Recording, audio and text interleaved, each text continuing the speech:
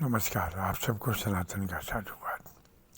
हे सनातन भाइयों, जैसा कि आप जानते हैं, आप प्रकृति के अनुसार अपना जीवन यापन, रहन सहन, खान पान और विचार आचार सब बदलते रहते हैं और साथ में उस प्रकृति की रक्षा और सुरक्षा भी करते हैं। अच्छा, और प्रकृति आपको पाकर गदगद रहती है, और लेकिन आप ये न सोचें कि प्रकृति आज़ाद है। कभी ठंडी, कभी गर्मी, कभी बर्फ़, कभी ओला और कभी कुछ।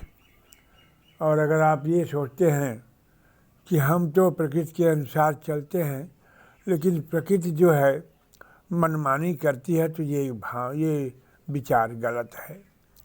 प्रकृति भी आज़ाद नहीं है। प्रकृति की भी अपनी प्रकृति है। वो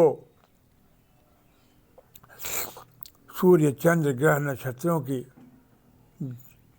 अवस्था के अनुसार परिवर्तित होती रहती है, मजबूर हो जाती है। जब सूर्य कर्क रेखा से मकर रेखा, मकर रेखा से विषुवत रेखा, इस तरह जब अपनी धुरी पर पृथ्वी घूमते घूमते उत्तरायण दक्षिणायन होती रहती है, तो इसके परिणाम स्वरूप मजबूर होकर प्रकृति में परिवर्तन स्वाभाविक हो जाता है।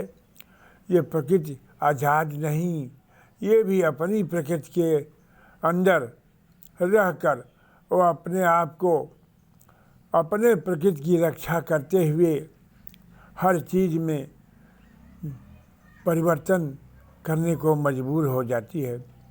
ये चक्र चलता रहता है। तो प्यारे भाइयों,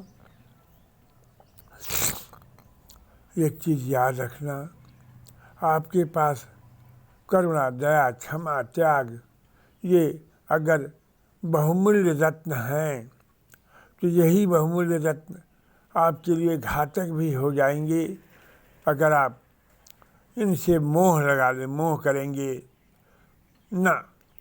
प्रकृति के अनुसार रहकर प्रकृति के ही अनुसार रहना है, ना कि अपने अनुसार किसी पर दया करना। अरे बहुत ठंडा है, ये है, वो है, ये रजाई दे दो, गद्दा दे दो, फलाना दे दो ना, ये गलत है।